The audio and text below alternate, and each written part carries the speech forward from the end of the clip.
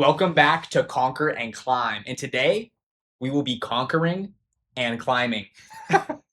Welcome back. Yeah, welcome back, everybody. We're going to start off this week's episode with the week in Riftbound. So we'll let our introer say, how'd your week in Riftbound go? I got my ass beat. I went to Nexus Night and I went 1-2. 1-2.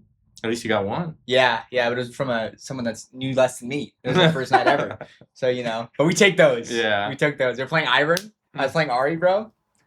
Hey, What kind see, of Ari? they were also first-timer on Ivern. True. Ivern, the first-timer deck confirmed. Ivern might be ass. I'm not going to lie to you because I feel like Ivern's just not the one. Look, he's getting a new dog, right? And new cat. True. And new cats. And True. new cats. Yeah. But, bro, I mean, I low rolled. I didn't get any of my good cards and I still won. I didn't see any of my crystals. Oh, the fridge jewel? I didn't see any of the fridge jewels. I didn't see any of my big hitters. I didn't see any. I literally did not see any of my Hueys or any of my sword girls.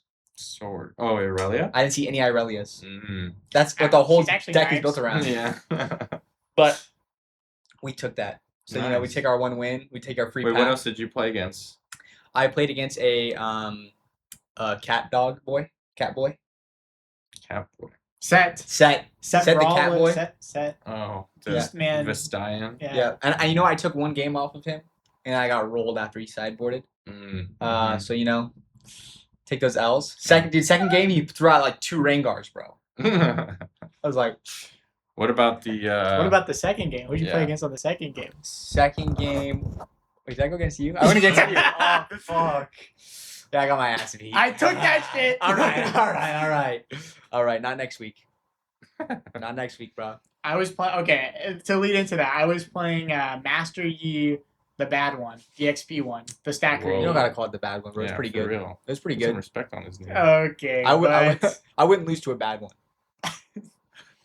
Anyway, I was playing Master Yi, the Uju Master.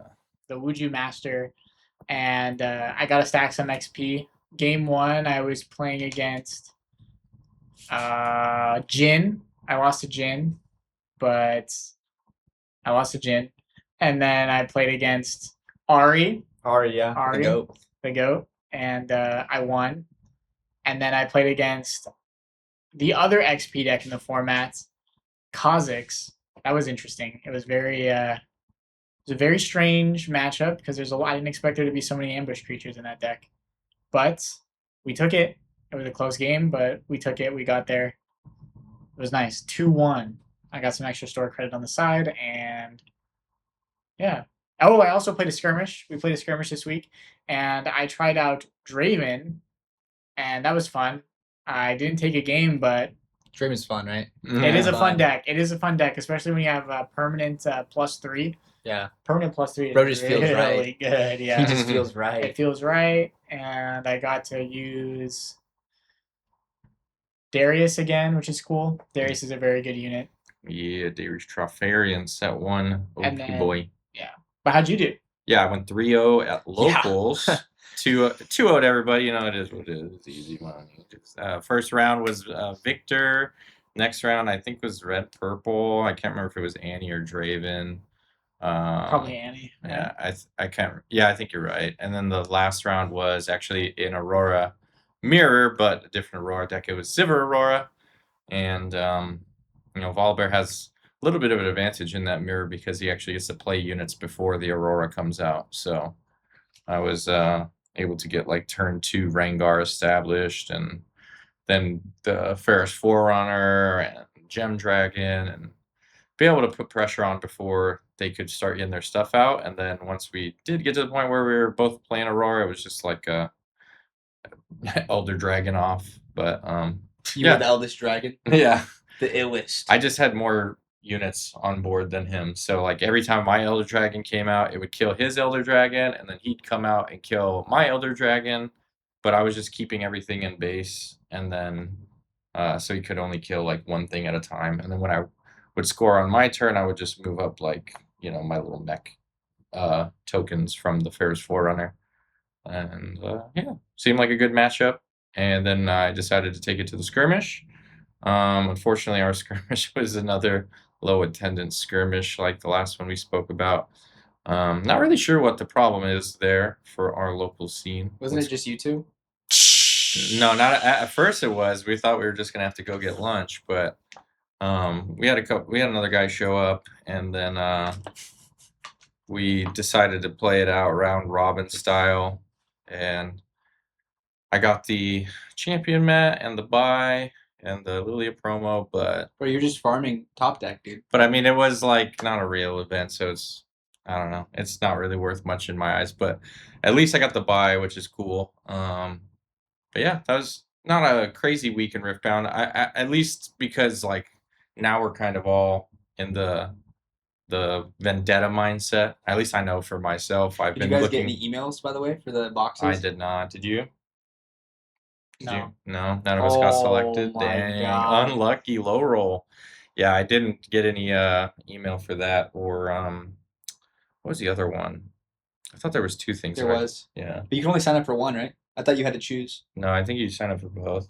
I haven't checked my emails for that other one. Okay. Well, either way, yeah, eyes have been focused forward on Vendetta for sure. For me, I've been playing a lot of Vendetta on TCG Arena, but we're still getting more spoilers. Obviously, this week's episode, all the spoilers have not come out yet, so we're taking a week off from talking about spoilers this week, and we'll do that next week once we have the full set spoiled, and then we could more than likely just spend the episode going over everything and seeing what we want to play. I mean, obviously, I already know you're leaning heavily towards Kennen. Who have you been playing?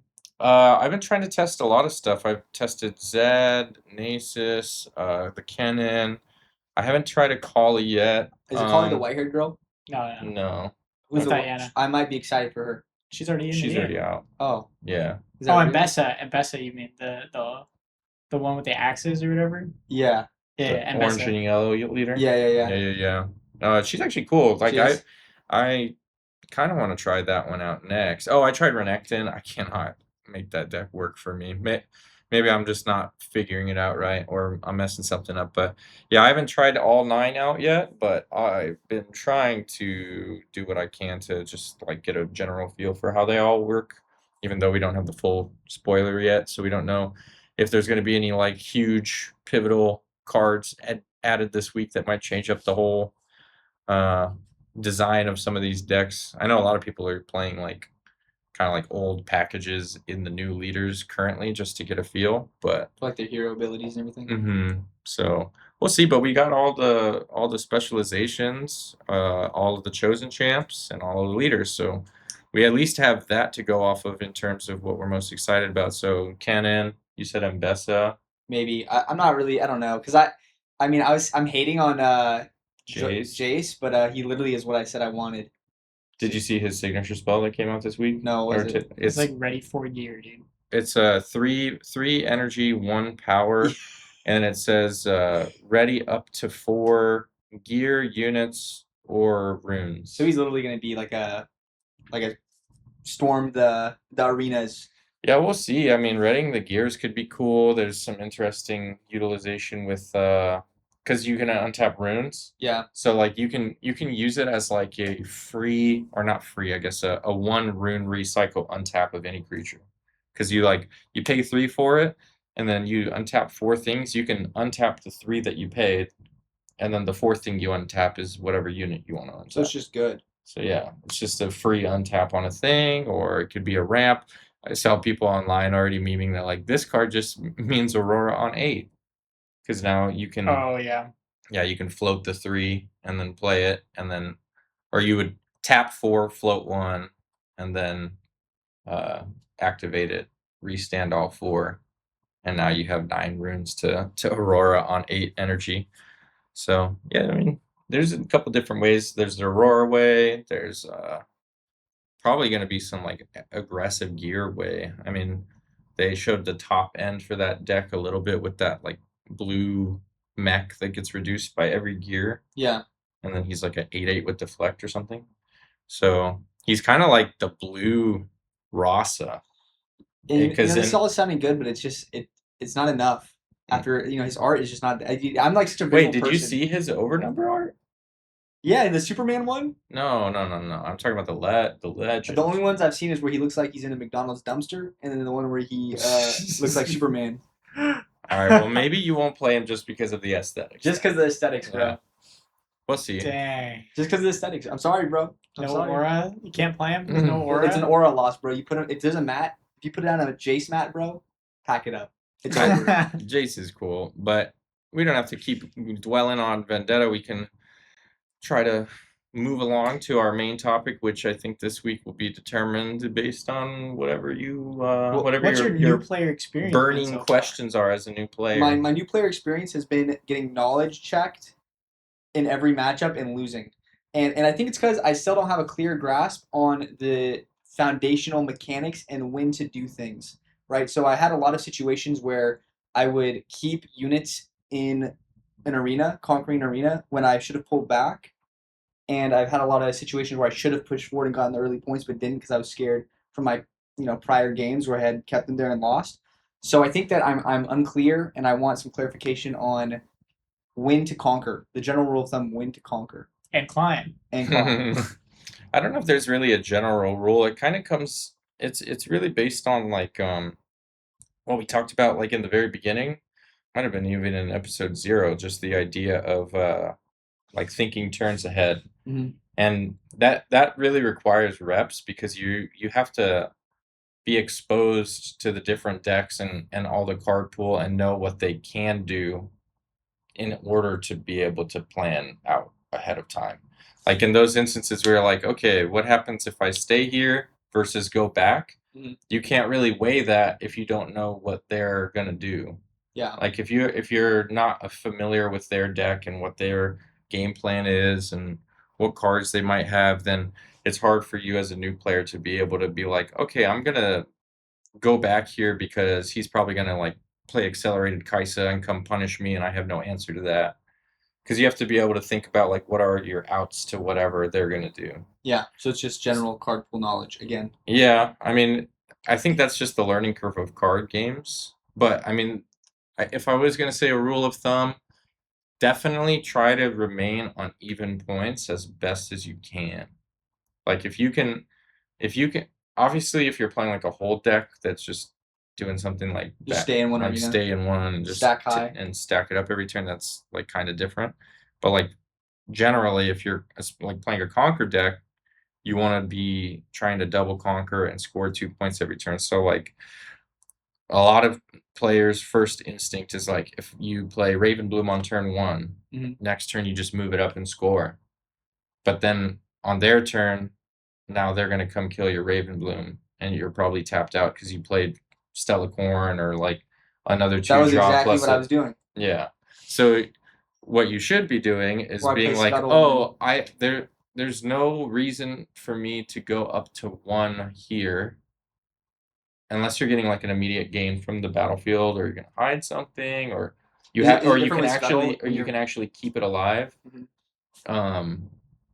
But instead you would like play your 2 drop next turn, play another unit, maybe your Frigidule or something, and then on the following turn with all your runes up and your 2 guys in base, you go to double conquer, and now you try to keep up going 2, 4, 6, 8, because you always want to try to get to 6. Like your goal is to get to 6 as fast as possible, especially if you're playing like a fast conquer deck. And then Before they can build up. that way you're threatening lethal, and because now they have to play differently because if you Always double threatening. conquer, you win. Yeah. So now they have to like structure their turns and hold like things up to stop you from getting to that win condition. So what about you? Do you got anything else you would add, as you got a little bit more time? What have you learned? What I've learned so far is that something that you need to also keep in mind of is like your backline. So cards that snipe your backline in the form of like Falling Star or Singularity, just cards like those. That card is so awesome, bro. I hate that card. Yeah, the card's in the deck though. Cards. When you But- play it, bro, the rage on the face when someone When you Singularity someone? Yeah. It's just like cards that target your backline are so good in this game because of the fact that you can't set anything up for like a follow-up. And part of this game is more of following up on maybe plays that you've had. Mhm. So there will be times where you sit there and you think that playing Kaisa non-accelerated is good. because playing Kai'Sa non-accelerated is just as good as playing Kai'Sa accelerated sometimes, maybe even better in some cases. Like part of the reason why that card is so good is because of its modality of being able to either be super aggressive or kind of be able to chill off for a bit. And I do think that a lot of what you need to kind of wrap your head around is knowing when to back off and when to attack, because that's what I've noticed a lot of through games too, is sometimes you just hang out with a backline for too long and then you end up losing the game because you're just down on points. You're either down on points or the other person just gained too much of an advantage too fast. And I saw that a lot when we were playing with the Vendetta decks, and that Cannon deck's just able to recur Ride the Wind, and just with the current card pool. I mean, we don't know if Ride the Wind gets banned or not, but the thing is that just being able to use one unit to conquer both bases and then return back and just do that multiple times throughout the entire course of the game is nuts. That's broken. So knowing when to play aggressive, when to hold back, knowing your matchup knowledge, it is a general card game rule, but in this game, that is like super important. Also knowing like tempo as well, and what he was saying about getting to 6 fast. Is tempo just holding even points, or it's holding even? Think about it as another reference to. For Flesh and Blood, tempo is like how low you can go and how you can swing the game around. So you can take a bunch of damage to swing something big. Yeah. Or you can block out and sack the cards to kind of like keep up with your opponent. And it's also knowing your own deck's win condition. And like, because sometimes there'll be decks like what you were just talking about where, in terms of tempo, they'll play behind in point tempo, but try to be ahead and like card advantage or board advantage. Like a good example are like the Control Ezreal decks. Like if you go back and watch Alan ZQ's games, from different RQs in the past, a lot of times you'll see him go down like 1 to 7 points, and he'll be. It looks like, oh, they're 1 point away from winning, and he's so far behind. But he's just been chipping away at their resources, removing their guys, and now they're not in a position. He's gotten into a point where they can't double conquer. So even though they're on 7, they can't win this turn. So now he's got a little bit of breathing room, and he develops his board, and then they develop their board, and he answers that, and then he takes the battlefields, and now they're trying to play catch up because he bought his time, and he withered down their hand and their units and worked his way to the point where now he can start making the comeback. And I think for a lot of like new players, they get like caught up in the points. Yeah, they get a little antsy, like they see they're falling behind, like, oh, it's 4-2, like I need to just push my guys up. Yeah. But sometimes it, like I said, it depends on your deck, but there'll be certain games where you're like, okay, based on how this is going, like I can't just keep going for scraps every turn. I need to set up my board, get my jewels on board online, get my Hueys established, and then move in, because you have the advantage more as an attacker in this game. Mm-hmm. That's like that's a good rule of thumb to remember, is that like the attackers are going to have the advantage 9 times out of 10 because you're moving in with your full rune pool up. Often your opponent had to do something on their turn, so they've tapped down resources. Even if they're not tapped out, they only have like 1 or 2, and that's when you can start doing math in your head of like, what are the outs here? I'm playing against a green player, they have 2 runes up. They could have double defy. So I need to be wary about double defy. Like, do I play around it or do I play into it to bait those out? Like, let me just get these defies out of the way. I'll cast this. I know he's gonna spells first. Like, I know he's gonna defy this. I know he's gonna defy this, and it's just that kind of stuff like that you gain the more reps you play. But like, the rule of thumb is attackers have the advantage. So if you can set up a big board where you have like Hue, an Aurelia, a Stellacorn, a Ravenbloom, you got like 4 guys, you got a couple 1 or 2 gems, then you start attacking.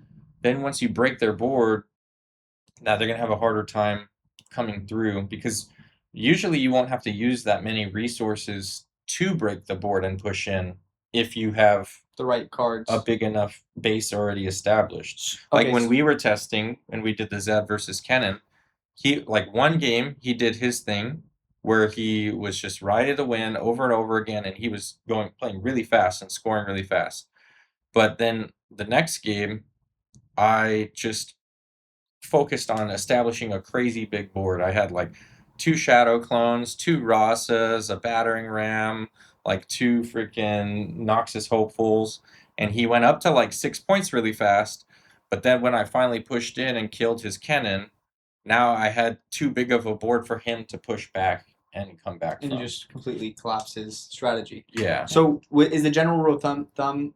Would you say that the general rule of thumb is setup is king? So just play to your win condition and then worry about points. No, because there are still some decks out there like Draven where it's like you wouldn't mind losing your Traveling Merchant, or you wouldn't mind losing like a Tide Turner, or you just like crap 2-drop because you know that. I mean, you just know that your deck is gonna eventually win because you're just more aggressive than your opponent. Everything's just so contextual. Yeah. And that's why I was saying like the rule of thumb that I was saying to instill is that just like the more basic like wide angle lens view is the attacker's advantage thing. Because like if you're talking about setup is king, you're like narrowing your vision a little bit. That's like more on very specific, like what I'm doing very specifically in this game, like every game, where I'm talking about like a core game concept like you talked about. Like what is true in the game of Riftbound across all decks is that attackers will typically have the advantage. Okay. So planning around that, because like you know that if you push in and you tap out, like if you have to go discipline, stupefy, and all this stuff to be able to conquer, and you end up spending a bunch of cards, tapping out, and you're like, cool, I broke his board, I made it, I double conquered, I got there. But now on his turn, he's coming in with 8 runes, he's got 2 guys in the back, and now you're like tapped out, and you're like, well, I hope he doesn't have what he needs to kill it, but I mean, more than likely he is going to. Yeah. So I think getting used to the idea of like attackers having the advantage and playing around that when you can, like that's kind of what I was talking about with that Volibear game that I had against the other Aurora deck. Like I just kept setting up guys in base and then just peppering in guys as necessary and trying to play like a more slow, methodical. But that was because I was playing around what I knew his deck does, which is like game knowledge again. Yeah. Like when you know what they're trying to do, it makes it easier. And the more reps you get in and the more decks you play against, the more you'll be familiar with that stuff. Man, that is a unique challenge of card games, because I feel like in every other game, like video game, you could generally get like a set of rules, play to them, and get 80% better instantly. Yeah. I think what's also cool about this game is the fact that because everyone is the game is so attacker slanted, there hasn't really been a control deck in the game either, if that makes sense. Like the control decks that have shown up don't show up as frequently, or if they do, they see prominence and then people figure out how to play against it. It seems like, at least from my perspective as like a new player, I heard of like an all spells Victor, and the only reason why Victor's allowed to do that is because of the recruit tokens and the fact that he just generates creatures, so you don't need to worry about putting creatures in your deck, so you can just play super interactive spells and even other units. Similar to Azir. But the thing is with Azir is naturally aggressively slanted because you're playing the gear and then you move the soldiers and everything. But what is interesting though is in Magic there's a concept, like a really old concept called like the Who's the Beatdown. In this game, the Who's the Beatdown is purely based on like turn by turn, like you could almost say like who's the beatdown this turn cycle, and in certain scenarios, which is interesting. But you can still apply that logic to your deck as a whole, like especially if you're Annie, you're probably in most cases you're assuming I'm the beatdown here. I'm going to be trying to spam my guys on board. like on their turn, react, play Rengar to base, like just overwhelm them with units. Mhm. And I'll be making them have to answer me. That's like what the old Miracle Draven did. Like he just didn't care about what his opponent was doing. Like he was just like, I'm just gonna call shot, blah blah blah, Rasa, battering ram, and just spam the board, and then be all right, now deal with it. And sometimes you can play a deck like that, and sometimes you have to play somewhere in the middle where like you're trying to do that, but you're like that, which is what typically refers to as mid-range. Like you're playing a more like fluid game. Yeah, like you're not all in on aggression, you're not all in on control. You're like just gonna play good value units and try to like win trades efficiently and stuff. Yeah. Whereas like a full control, like what Billy was talking about with like Victor or Lux or Bradykin on Ezreal, or even more recently Diana, those kind of decks are very slow and methodical and require you even more so to be very aware of what your opponent's deck is trying to do. Because you're trying to answer, you're the reactive deck trying to stop them from enacting their game plan. And that's where like the other concept of tempo comes in with like board tempo, because you know that in this game generally every unit takes 2 turns to matter, if you could put it that way. Like the turn you play it, it does nothing unless it is ETB, but you know, you play it to base, it comes in tapped, you can't do anything with it. Next turn you do something with it. So if on like what he was saying, if you play Kaisa on turn 2, they're going first. Yeah. Turn 1, they're like Raven Bloom. Turn 2, I'm gonna hold back my Raven Bloom because what we talked about before. I'm gonna wait till I can go in with the double conquer. I don't want to just give this guy up for free. I'll just play my Kaisa to the base. And now I'm tapped out. I got my Raven Bloom, my Kaisa. If he's able to then just like star-cross your Kaisa away, and he basically skipped your previous turn. You spent 4 mana to put a guy on board that did nothing and wouldn't be relevant until the following turn, and then he put it back in your hand. And now you're like, okay, so I spent 4 mana to accomplish nothing. And now you have to do it again. It slows you down so tremendously, which is why like the blue-purple decks and the bounce effects are so star-crossed, are so strong for that control archetype. And the reason Victor could do it is because of similar reasons with like Call the Weak and stuff. Mm-hmm. Like if you ever, man, I remember when I first started playing the game in set 1, like if you ever went like turn 2 chosen champ and then it got Cold the Weaked, you were like, I hate this game. Like he just Cold the Weaks, kills your guy, then makes a recruit, and it's like, all right, go ahead. And you're just mad at the world. That's kind of another thing I wanted to talk about. As a new player, I have noticed, or I think, that spells are just better than everything else. Like I think if you're not playing a spell heavy deck, you're losing. Yeah, there was that one game that I think it was the game that you guys played, where I was telling you about the that turn that you should have charmed. Yeah. And it was for that reason. I think it was like he tapped out or whatever, and so his guy was open. And I should have charmed him over to the other. And you should have charmed the Kaisa in and killed it. Yeah. While you could. But I charmed it out. No, I think you charmed the other guy. He had like 2 units. I was playing E, so it would have been like Master E or something. Different 4-drop to charm. Oh yeah. No. You were playing Draven. This wasn't at locals. This is when we were. Oh, it was with Aiden then. Yeah, I was playing against Aiden for that one.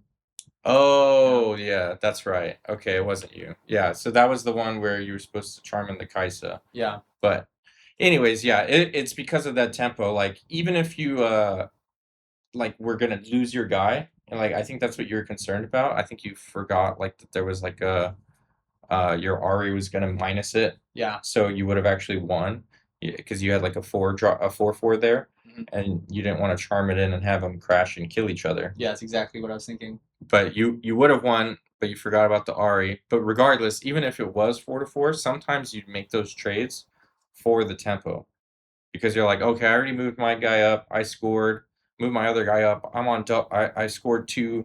He's only got a 2-drop and a 4-drop in base. He's tapped out. I'll charm the 4-drop in, and even if we trade, now he's a whole turn cycle behind. So because unless he can accelerate, now he can't double score. Yeah. So now I'm at 2, and he's at 0. If he comes in and kills my other guy and goes up to 1, that's fine. Because now I'm at 2, he's at 1, and now you're ahead of the point tempo in the point race. And then you just try to keep. But yeah, I think there's a lot at play in Riftbound, and it's so interesting because like when we were at the skirmish, one of the judges for I think the Magic event that was going on there was talking to somebody else, asking him about Riftbound, and he said, "Oh, when I first started playing this game, I felt like it was more like a board game than a card game because like the battlefields and stuff." And I heard that a lot, like before Riftbound came out. A lot of people thought it was going to be more like board gamey than card gamey, and so I think that sentiment might have persisted for a minute. I mean, we're like 8 months into the game now, 9 months or something like that. Yeah. But I think that, if somebody at the beginning was loosely interested, but then they looked at that and like, oh, this is like a board game, and then they just never gave it a second look, they might still be under that impression like that judge was, because that's what he said, like, oh, I tried it when it first came out, but I felt like it was a board game or whatever. And that's interesting. I don't really see that. Yeah, I don't know, like maybe they just is it just the arena mechanic is like it might moving? be. Yeah, it might be the way that the board is set up. Like, there's like most locations. people are used to like a life total, Yeah. and in card games, like, oh, Flesh and Blood, you have 40 life, and Magic, you have 20 life, and Dragon Ball, you have your 8 life, and One Piece, you have your your life or whatever. Pokemon has prizes. Like, they all have similar like life related systems. Yeah. And this like point system is different because, your 12-12 Master Yi isn't gonna like hit face for 12 and like gain you some crazy advantage. It like the 12-12 scores the same amount of points as the 1-1 recruit. So what's even more interesting though about the game is that it doesn't follow the traditional card game archetypes too, because each deck like is inherently aggressive. Each deck has to be inherently aggressive because of the fact that you have to conquer to win. Yeah. And there are very rare occasions, since control decks are kind of phased out, it reminds me a lot of Fab, how control decks aren't really a thing necessarily. They've just been replaced with a different type of deck that plays into the mechanics. So in Riftbound, you can see it as you have your spell heavy deck, you have your like creature dense deck, and then you have you can call them mid-range decks.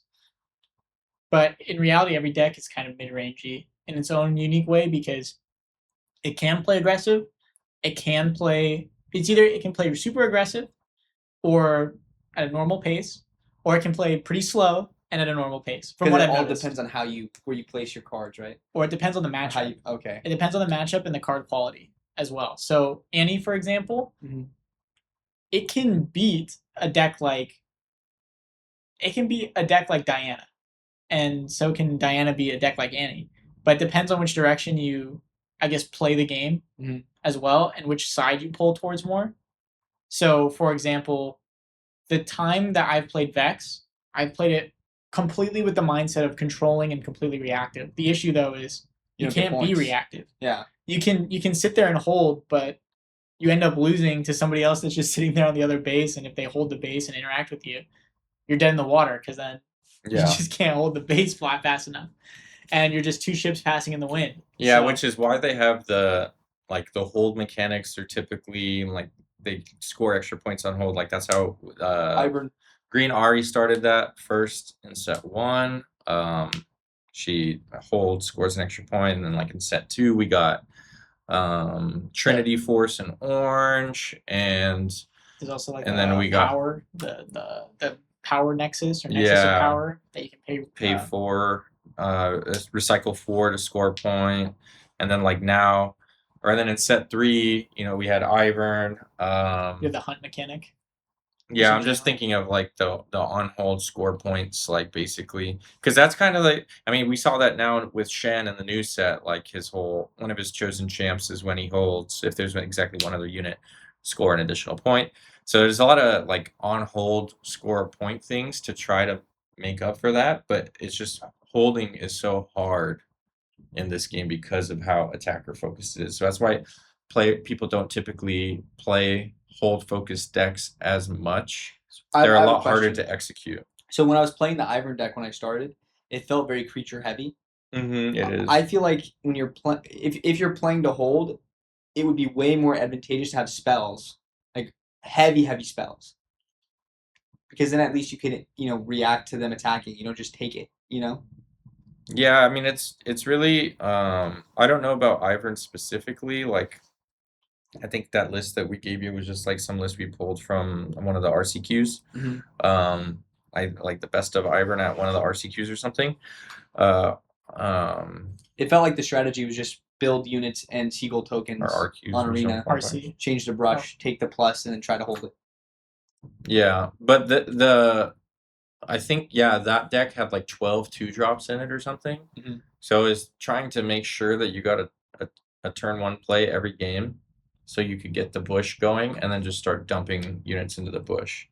And the only reason that one is more unit focused is because of the yellow Ivern needing the 4 tags.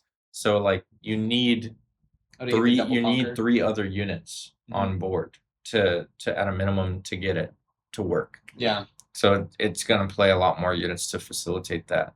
Whereas like Shen is the opposite. Shen might be more what you're talking about. Is he also a hold? Yeah, but his thing is specifically like his mechanic seems to be revolved around like if you have exactly 2 units at a battlefield. So his whole thing is wanting to just have 2 guys there and then defend them. Okay. So that might be more in what you were describing is what you thought of a whole deck would be. I just think that would be more powerful because I don't think units are as versatile as spells. I think that it depends on the quality of the units. It depends on like how you value them. The quality of the spells. Yeah, and the quality of the spells too, and how and like just typical TCG variants, how they line up. Sometimes your opponent just draws all their defies in the top 10 cards of their deck, and you're miserable.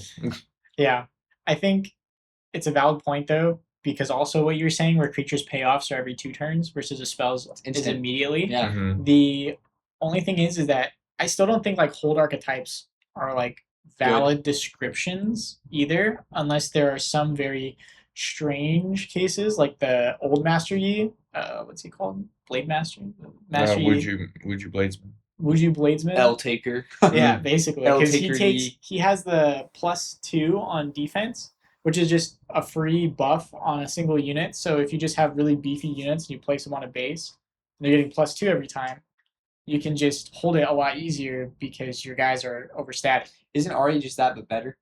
No, because it's on +2 and -2, right? Or no, because the hero ability says that, not just the Master Yi unit. Like the hero ability says it gets +2 if it's defending alone. Yeah. Yeah, but he's right though. I mean, if you're getting attacked by 2 guys, it's the same thing. It's only in a 1v1 that it's not. Yeah.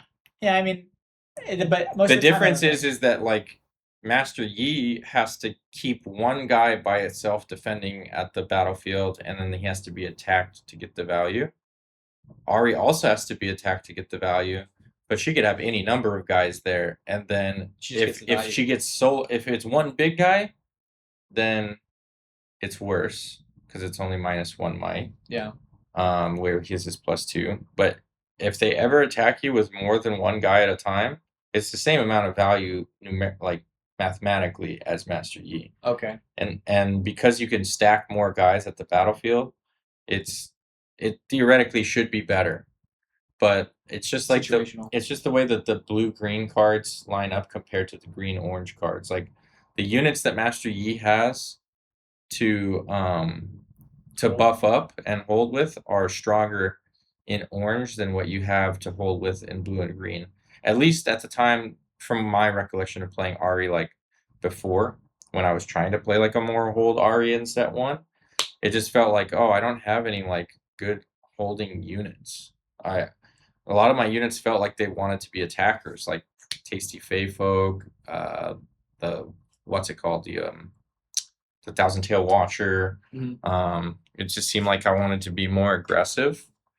And whereas Master Yi, like you put a camel down and he's untargetable by spells, and then he becomes a 7/7 on defense, and then you're just playing a bunch of spells that make him bigger, and it's just different. Strongest camel, bro. Different play styles, but I think Ari will have her time in the sun eventually. She keeps getting more cards. But what I was saying to that was like even like the Diana decks though, they're never holding the base.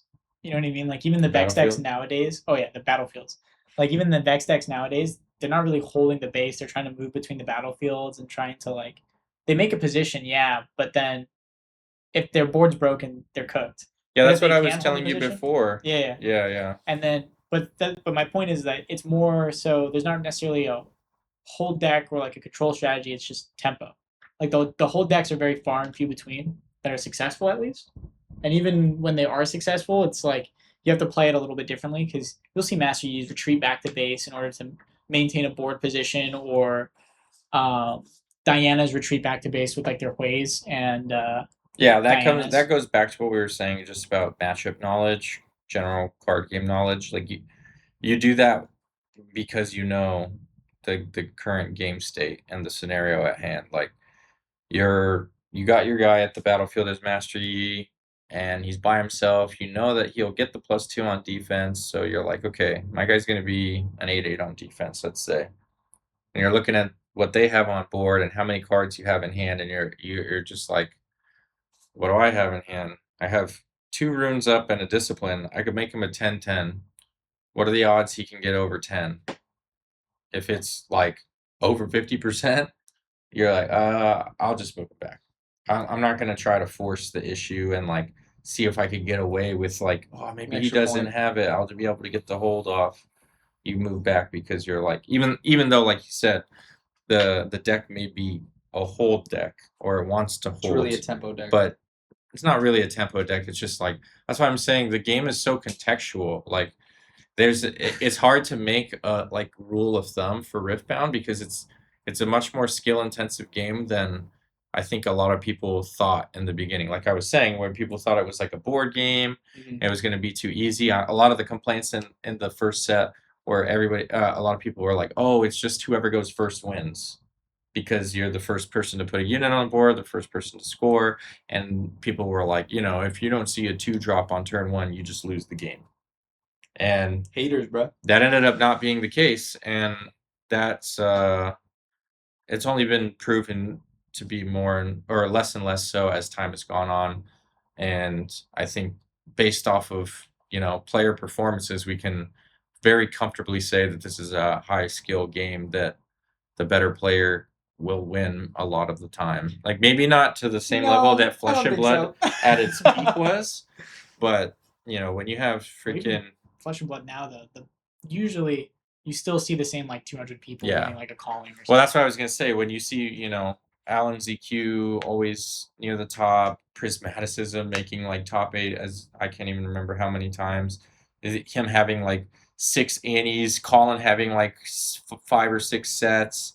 That was another one. Yeah, like freaking. I mean, Alan has like 4 Ezreals or something. I mean, these players are able to consistently put up results, and it's Diwali too. Like the same people we always talk about, and it's because if you take the time to master the game, you will be rewarded, and it's a tall mountain to climb. But that's what we're here to do: conquer and climb. So it's just got to take a lot. I mean, a lot of these people are playing it full time.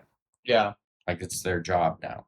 They do nothing but either coach, make content, grind, test, and they go to all the events. Like we had Michael Hamilton in Fab and Brody Spurlock, Michael Fang. Well, it's just in general. Like you have those hardcore players that like they just put in 40 hours a week like a full-time job into the card game, and then you see the results for it. Obviously, if you're not doing that, it's going to take you longer, but the point being is that like the more time you put in, the more you'll be rewarded, and you want that out of a game, obviously, because it's all RNG. It's like, why am I? That's what I was. Yeah, leading up to is like you want your time spent in any hobby really like to feel like it's not just being pissed away, and like you want to feel like there's like a you're sense, achieving something. you're progressing. You can see yourself getting better. Like you're like, oh, I'm understanding the lines more. I'm getting, and because of this game's best of system for regional qualifiers and stuff, it promotes your ability to like one trick more. Like you don't have to try to learn how to play every deck. You just need to learn how all of the decks want to play against your specific deck. It's just like League of Legends, man. Yeah. Like you can one trick just like in League. They captured the League essence in that.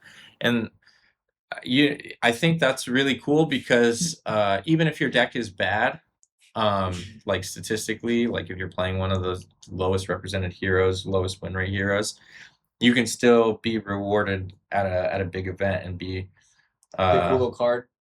Only for some heroes, card, right? And your picture. Oh well, outside of the Proving Grounds, right? And the Proving Grounds and Origins are now. Ari's already cooked, right? Ari's already cooked. Bam.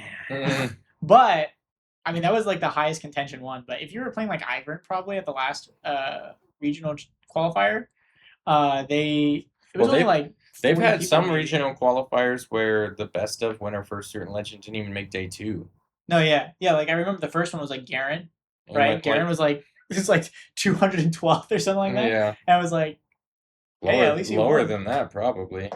But yeah, so if you find a character that really resonates with you, or a deck that really resonates with you, and you feel like, all right, I want to devote my time to this, I think that's reasonable to do. Obviously, that becomes less so once they rotate out. Yeah. Now the Origins and Proving Ground characters, you're less inclined to do that with if that was your goal. So you have to take that into account. But all that to say, I think you can definitely like pick a deck that you want to just focus on and grind, and then from there we can test all the other stuff into you, and then you'll learn how to. Although for me, I don't know how you feel about it, but at least throughout like all of my competitive TCG playing experience throughout the years, I've always found it more beneficial for myself personally to play the other decks. I will say that having played Ivern, playing against Ivern, since I knew his strategy, I just like knew what to look out for. That's exactly. It was like way easier. That's exactly why I do it. Like same thing with League. Like when I first started learning League, I made it a point to like play a normal game with every champion. Like obviously that was forever ago when there was only like 60 or 70 do that champions. Again now. But yeah, now if you try to do that, you're like, okay, I only have to get 170 champions down. But it's only 170 games, man. That's like not even that long. But you have to unlock all of them too. So you gotta grind. Yeah. But yeah, so for me, I like playing, and because we have online clients like TCG Arena, it makes it easy. You don't have to actually own all the cards. Yeah. So I think I'm gonna try out the new. I'm gonna try to get one of the heroes from the new sets, just so that I can like run it for a long period of time and just. Because even if you just do one match with a deck, if you play like a full best of 3, and even if it's a 2-0, you're like, let's play game 3 anyways. If you just play like those 3 games with the deck, I think after 3 games in a row, you should have at least a loose idea of being like, okay, I see what this deck wants to do. Yeah. And then now, like you just said, when you're sitting across from it, like, okay, I know what their game plan is, so let me figure out how do I beat that. And that's like what I was talking about in the beginning and why I was able to beat the Sivir Aurora, because I know exactly what this deck does. I know what he's capable of. I know the limits and what is going to happen at every turn, basically. And once you get to that point, like you do that like deck by deck, and then built his house deck by deck. and then by the end, you're just like, okay, I know what my deck wants to do into everything. And that's why you'll see some, like, on coverage even, you'll see Prismat like pull out a freaking a piece of paper with just notes all on the front and back for, like, every matchup. And be like, okay, this is entry for every matchup. Dude, I should bring a scroll. Yeah, they used to do that for, like, Magic, too. Really? Like, Magic, they'd have, like, sideboard guides, and Fab, I think you can't take notes during the match. Yeah. You can bring, like, a sideboard guide. I've seen people, like, pull up their phones and be like, oh, what do I need to put in against you? And you're Yeah. like, well, you're gonna be pissed when I pull out an axe. But So that could be a good practice too, and for a burgeoning Riftbounder that wants to learn, like you can take notes on like just the key things about the matchup as you experience them. Like you don't have to go crazy hardcore with it, but you can be like, oh, you played against the Ivern or I don't know, Diana or something, and it could be simple stuff like Moonfall OP. Like play around Moonfall. I know what's going on with Moonfall. Your cat's getting Moonfall on. Yeah. and then like play around Ride the Winds, stuff like that. Like what key cards in the matchup, key interactions, and stuff like that. That might be good to just start like, and then at the end of the week or whatever, like before we do next week's episode, then you can like reflect on it and look back at your notes and be like, all right, this is what, and then I really struggled against Seth. I should probably do a couple games with him because that's what I do if I get hosed by a deck, then I'm like, okay, I'm gonna Seth's not even that good, right? No, Seth's pretty good. Pretty good, okay. Yeah, but if I could just like get trounced, then I'll. Okay, I'm gonna go try to play more games against this deck and figure out specifically like what it's doing that's messing me up so hard. You gotta play his E too, dude. But also you can't get discouraged, young pup. There's like pup. There's a level of variance to it. Yeah, that's true too. Yeah, so sometimes like, it just if I'm playing against you and you're like, this is my counter spell, this is my Moonfall moment, right? Yeah. This is your Moonfall moment, and then I defy it. Just take it. Like you just sometimes I have 3 defies for each Moonfall. Sometimes I don't have any defies. It's nice because there are cards like that offer interaction in the game. It's frustrating when you're playing against it and you're like, oh, if only he didn't have that. It ends up being like the classic TCG players. Like, if you just didn't have that, I would have smoked you. Well, I had it. Dude, if I could pull one more card, bro, I would have played my way. I would have advanced, got all the points. And there's not a lot that you can do about that aspect of TCGs, obviously. The variance is the variance. It's just how you play out of those situations and how you deal with them. That's what makes a card game more fun, right? Because it's less linear. Yeah, how you cope, honestly. For bad beats, sometimes it just happens. But I think we talked about it before where, like, sometimes you're in positions where, like, you just have to do it. Like, even if you anticipate them having the out, it's just like, okay, if I don't do it because I'm afraid of defy, like, how does that benefit me? Yeah. Like, sometimes you'll sit there and you're like, I'm not going to Moonfall because he's going to defy it.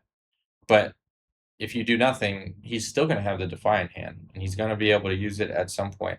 So sometimes you have to just better to let him answer and just fish it out. Like, you force him to use it sometimes you force him to use it in inopportune positions if you can. Sometimes you're just like forcing him to use it because you're just keeping track. You're counting. Like, okay, 1 defy down. Can we talk about how Rage Bait Defy is, by the way? Yeah, Defy is a big... my god. Did you see the new one, the Super Defy? Oh my god. And then they also have the name a spell and it doesn't get played. No, the cat? What do you mean that's in your Ivern deck? I mean no, fuck the Ivern deck. Okay, respectfully, dude. I hate that. Let me play the spells in my deck, bro. Oh, you know what you want then? That Blue Mel. Blue Mel? Yeah, the one that we talked about, I think. You can't get... Your spells can't get countered while it's empowered. Yeah. No. I was actually watching somebody on Twitch play against that Blue Mel, and he had like 3 defies and like 2 not so fast in hand, and he was like, wait, what do I do now? I can't counter anything. And he ended up getting being able to charm the Mel in and kill it, and then once the counters were back online, he was just taking them to the cleaners. And counters are really strong, so being aware of all of the counters is another good thing. Like that's general card pool knowledge again.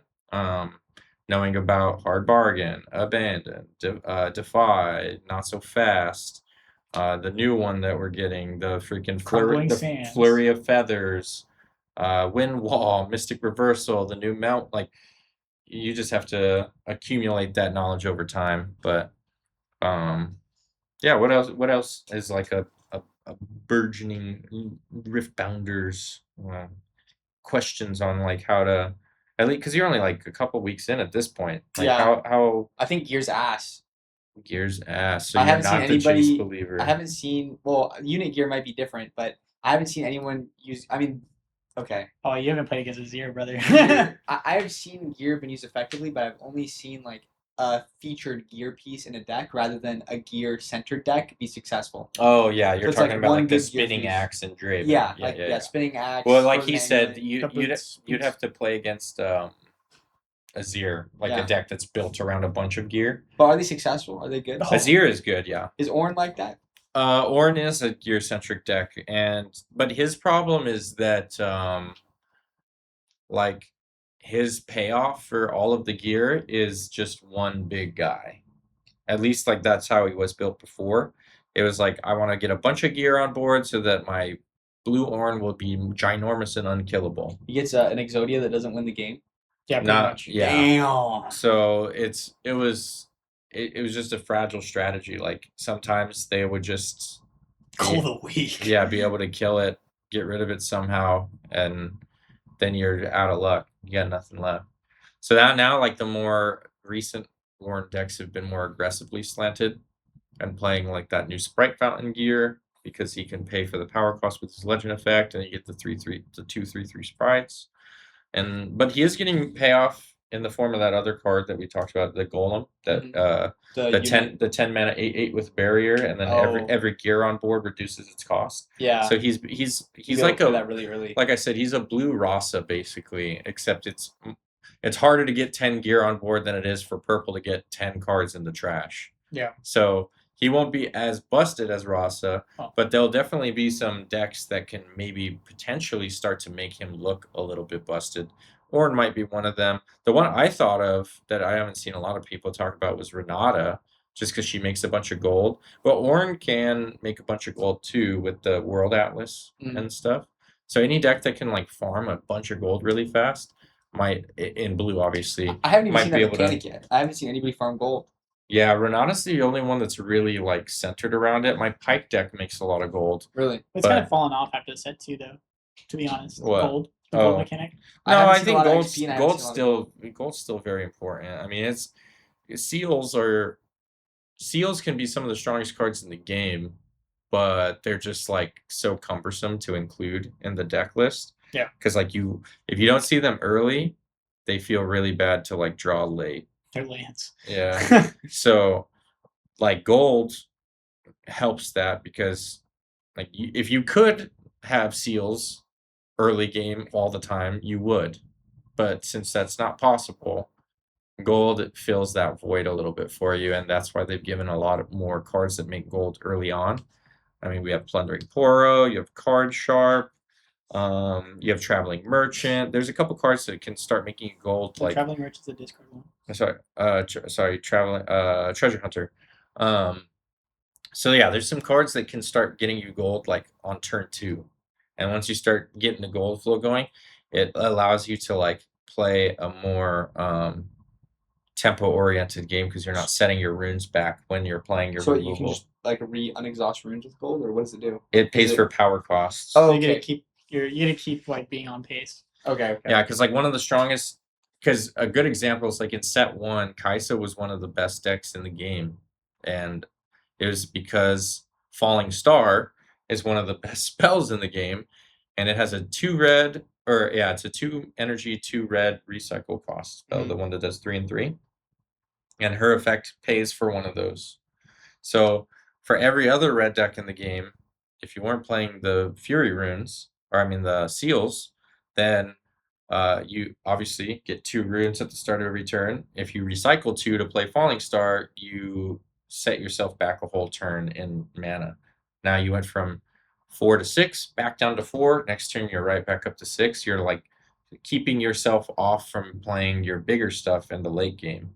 But if you have gold to offset those costs, or like in Kaisa's case, being able to tap her leader for it, then that allows you to get to your bigger payoff stuff. But I mean, not every deck is built that way. Obviously, it's deck construction. Like for you in the Ari deck, like your highest cost unit is the 5 mana. Yeah.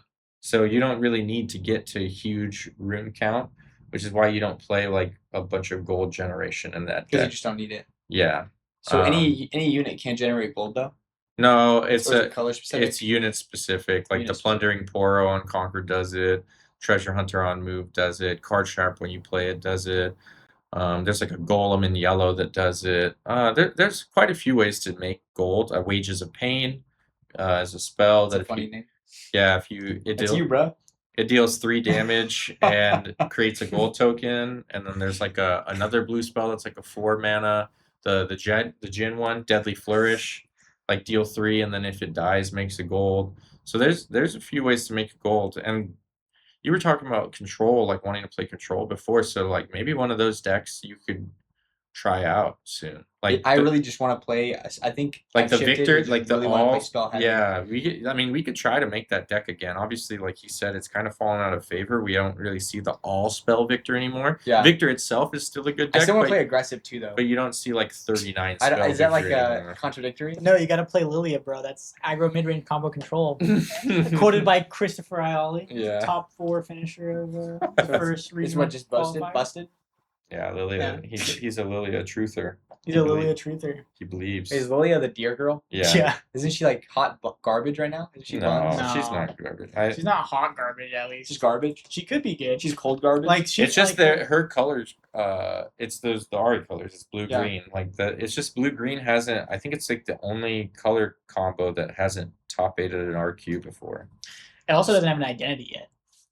Yeah, because like Lilia and Ari are complete opposites, and So is Orange. and Ornn is nothing like they have no overlap between any of them. Oh, those are all blue green, Yeah, and one's item centered, one's sprite centered, and one's spell centered. pretty much. Like I guess you could say that. Yeah. I mean, and then now we're getting Nasus, which is different from all of them again because he wants to play big things. He's ramping. Yeah, he wants to ramp and then like play big Dude, things. invest early in blue green, bro. That sounds like you're gonna be able to play anything once a good card drops. I actually do like the color scheme. Like that's why I start playing that Ari deck. Yeah. One of our buddies that I try to get to play the game with us, he like only wants to play Ari because it's just generic Google value. bait. No, he's Whoa, just like hop off Ari, bro. it's generic value. Like that you just get all the time, but anytime they attack you, you get the minus, and then you just play a bunch of like good cards, defies, disciplines, on guards, like stupefy. It's funny because it has like the best card pool, but for some reason it doesn't. for some reason it can't. It doesn't have a busted It's card. because what he was saying. I think it's like there isn't really a clear identity. Like, and then the individual decks will have their own identity, like the Ornn one, where you just try to make the Exodia Ornn. Yeah. But then like that's such a linear game plan that once people figure out how to work beat around it, and you're cooked. yeah. So we'll see how that evolves with that color scheme in specific. Hopefully Nasus can actually do something. I want to see some more cool cards spoil for that deck. He's one of my favorite characters from League of Legends. So I like stacking. Are you yeah, gonna play him regardless? I'm gonna try him for sure. So what are we doing? We're Man. all rolling out with Nasus. I already said that last episode. All right. I'm trying to think. Do you have anything else? Dude, that was like the Arnold Schwarzenegger. It was thing, not even close. yeah, Don't you no, dare. Whoa. What?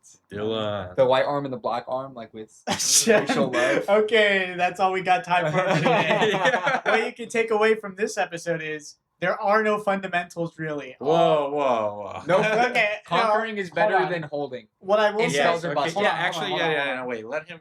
Okay, yeah, you can go over what you learned. What did you gather from our combo today so I far? learned that card games are whack. You have to read every card to get good. Always conquer, never hold, and that spells are busted. I don't think or- you learned that from us. Oh, that was already my. Yeah. I just left. Yeah. You left with the same information you wanted. Or you could say, just keep an open mind. The game's still new. Keep an open mind.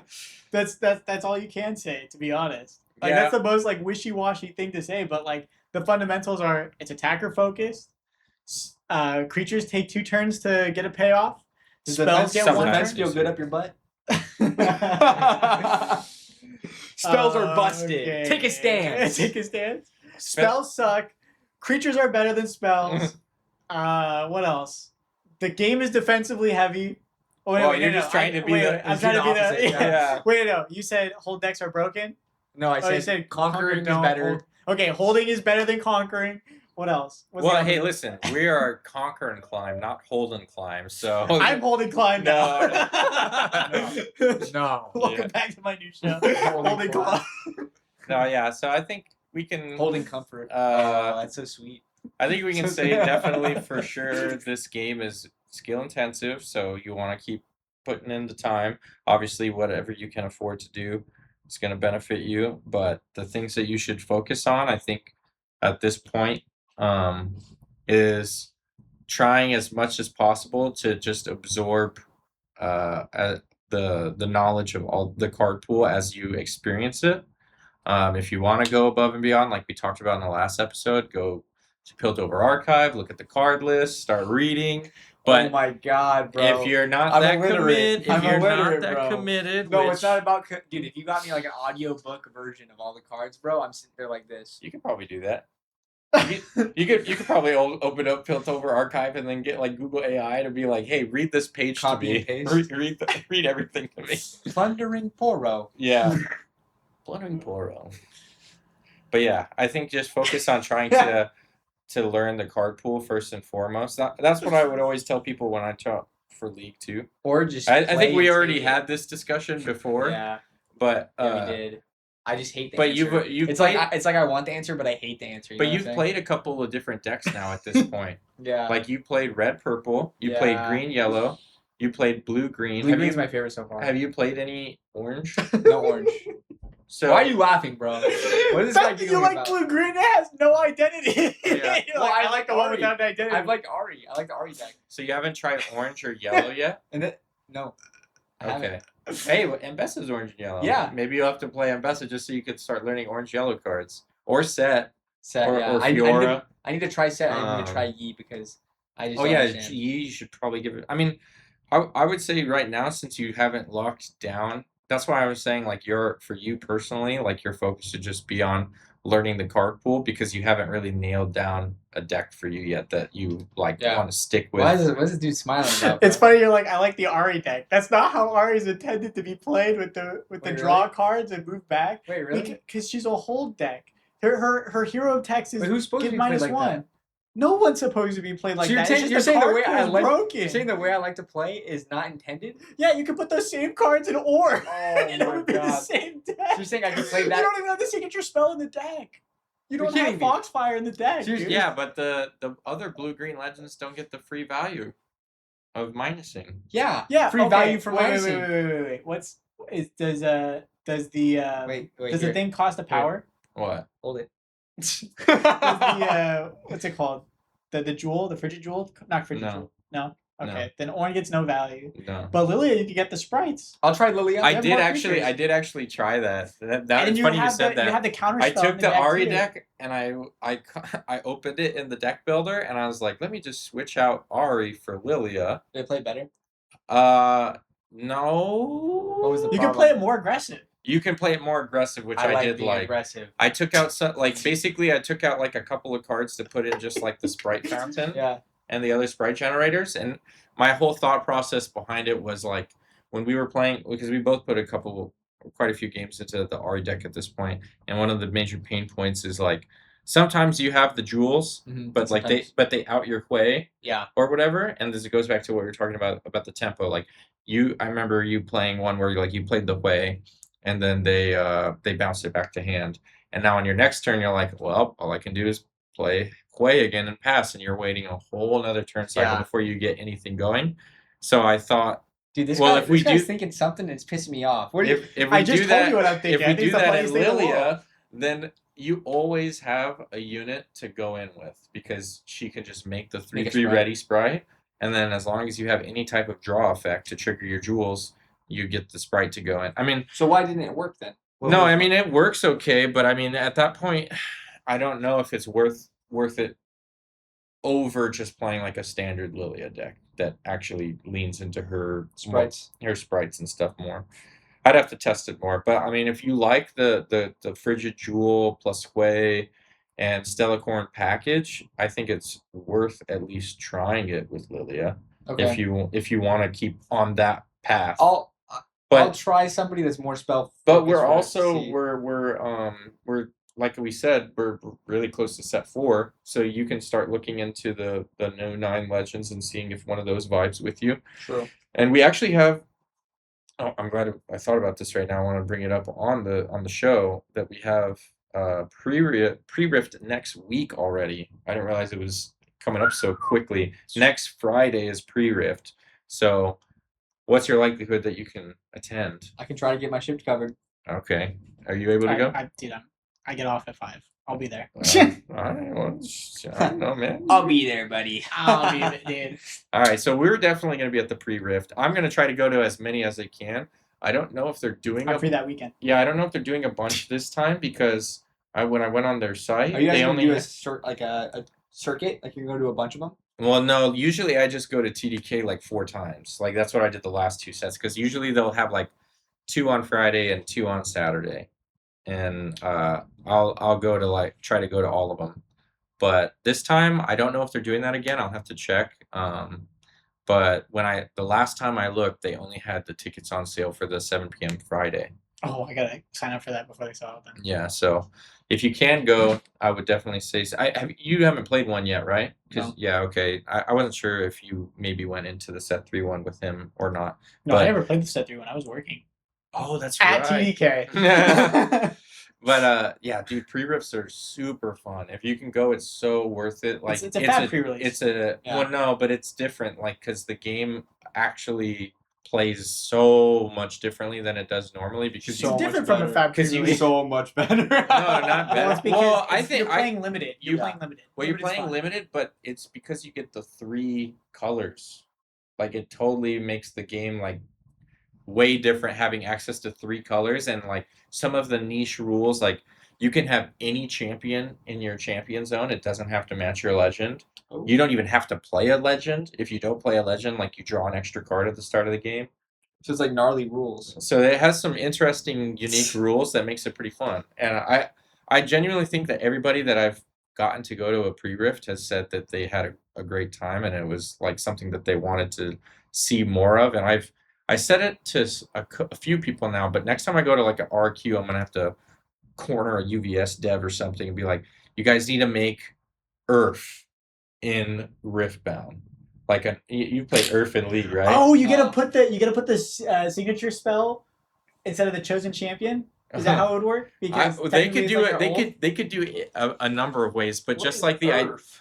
You've never played Ultra Rapid Fire? No. Oh. It's all your abilities are just off cooldown all the time. Yeah, you have like 80% CDR and like they usually do like an ARAM Earth mode where you're just running it down and like everyone is just spamming abilities like crazy and it's just mayhem. And so I wasn't like focusing on that aspect of Earth. I was more using Earth as like a funny crossover to like a reference to League to label the game mode, but the main thing I like is the multicolor. Like if they that's what you meant by it. Yeah, like if they made like a Earth spam spells. If they made an Earth mode that was just like you could run any cards in your deck. Yeah.